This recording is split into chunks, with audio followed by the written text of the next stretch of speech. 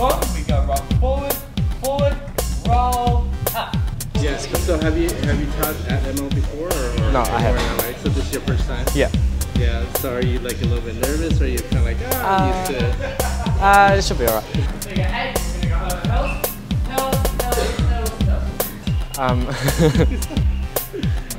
This is Lance. Yeah, so we're kind of like split it into thirds, so we're just doing like sections of the set each, so it should be good. So is it more or less like what your specialty is? Did you do a lot more whacking? Yeah, kind of, and we kind of chose like a kind of mutual style for us, because obviously we're 3 completely different dancers. So we've gone with like a reggaeton set, so we just chose the different parts, and there's like a groovy part, there's an isolation part, so we're just mixing up there. Yeah.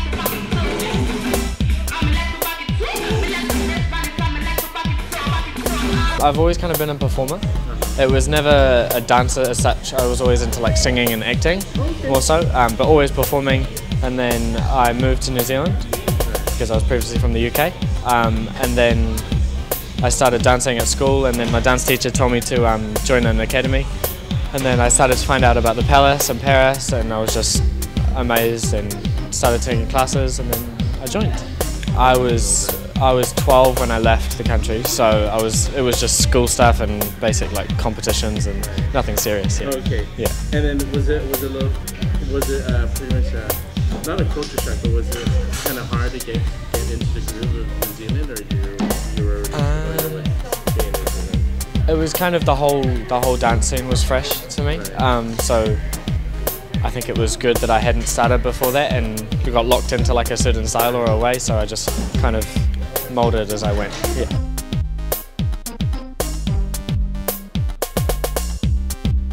It was me and like a group of friends had just done a local dance comp, and then we won it, and my parents were like, oh, we need to look into getting you like further into this if this is what you want to do, kind of thing. And then just like, it was just after the girls had won 2010 Request in Vegas, so they were blowing up. It was around like in August, September time, so we were just like on the internet and it was coming up everywhere, so just looked into the classes, and then I just joined, and then there was the auditions and the intensives, and I got in. Okay, so how was it kind of intimidating or scary to be auditioning for Paris and her dad and all that good stuff? Yeah, I suppose at the time, because yeah, the whole thing, like these guys were just the world champs that I'd never heard about before, and so it was all like a big deal. But yeah.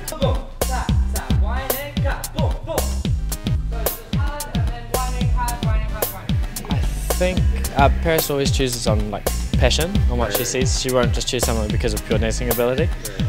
So I like to think that that's what she saw in me, like my passion for dance, which is cool.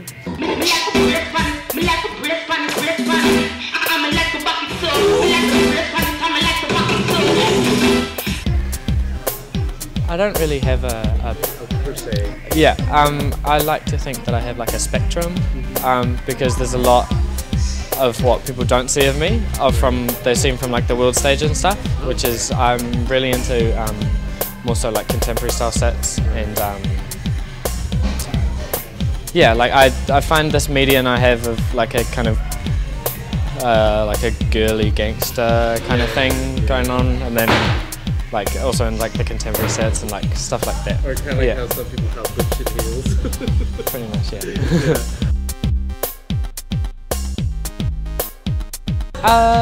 I think for now, dancing and like developing my choreography and stuff.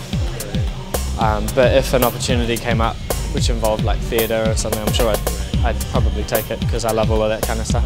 Roll up. So roll over like opposite body roll, and you pop onto the last one. One and cut, boom, boom, boom. I think that was kind of, it was like a big accumulation of all the years of like the stress and the hard work of doing a 4-minute world set, and just being able to let it out in like an hour. It was really rewarding to be able to just like, instead of fighting for trying to show everyone why we should win, it was more so just shining for everyone instead, and like being appreciative to the fans and stuff. It was really cool. And it was long for you also, because I mean you were rehearsing rehearsing and then we would see you come into the ballroom like at 1 o'clock in the morning. Yeah. How hard was that to still keep that regimen? I think I'm kind of used to it now. Yeah. Every show that we do, we're late night rehearsals. I'm always doing the music and stuff, so it's always I'm like double jobbing like 10 minutes to get ready before the show, but it's kind of the exciting part. It wouldn't be fun if it was all ready 3 weeks before the show was going to happen. It's all. We did watch the finals. It was because we've never really watched any before. We'd just compete and then we wouldn't watch really any other crews because we'd just be so focused in like cleaning and just getting ready for stuff. But it's cool to see how it's changed from day one. And everyone's like levels are like really high, and people have their such a distinct and strong like presence on stage for their countries, and I can't explain it. It's like I wasn't expecting what I saw from Mega Cruise. Like it was really cool. Because it was different being on the other side and actually watching it versus versus competing and then, like trying to like see what they have. Yeah, against it was just seeing what everyone had positively. And our brothers ID from New Zealand, they came second, which was real cool. And yeah, I loved their piece. That was cool. Originally, it started off that I was sorority. Because coming from sorority, so I'm still kind of in charge of them, and I'd choreo for them. But then Paris comes in wherever she can and helps and assists and tweaks and changes what she needs to. But then I helped with Duchesses and Bubblegum when I needed to as well. It's kind of like we all just help each other out. But it's not just a saying. You do have to work hard to get where you want to be, and you can practice for as long as you want and not get anywhere. It's about practicing perfectly. We have a little saying, and it's perfect practice makes perfection. So that's what we kind of like go by, because you can be stood in the studio for hours and not get really anything accomplished unless you're in like the right mindset and doing the right things. I would say to not lock yourself into anything in particular. Like if you say like, oh, I want to choreo like this person, or I want to dance like this person, it's about being yourself, and that's what people notice and that's what people appreciate.